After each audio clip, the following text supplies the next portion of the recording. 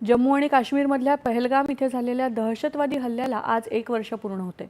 गेल्या वर्षी याच दिवशी पहलगाम इथे दहशतवाद्यांनी 26 निरपराध लोकांची हत्या केली होती। यामध्ये प्रामुख्याने पर्यटकांचा समावेश होता। या दहशतवादी हल्ल्याला प्रत्युत्तर म्हणून भारतीय सशस्त्र दलांनी गेल्या वर्षी 6 आणि 7 मेच्या मध्यरात्री ऑपरेशन सिंदूर अंतर्गत नियंत्रण रेषेच्या पलीकडे पाकिस्तान आणि पाकव्याप्त काश्मीरमधल्या दहशतवाद्यांच्या 9 छावण्यांवर अचूक मारा केला।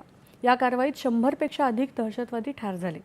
पंतप्रधान नरेंद्र मोदी यांनीही या हल्ल्यातल्या मृतांच्या कुटुंबियांप्रती संवेदना व्यक्त केली। भारत दहशतवादासमोर कधीही झुकणार नाही। दहशतवाद्यांचे मनसुबे कधीही यशस्वी ठरणार नाहीत। दुःखाच्या काळात भारत एकत्रितपणे ठाम उभा असल्याचं पंतप्रधानांनी म्हटलं आहे।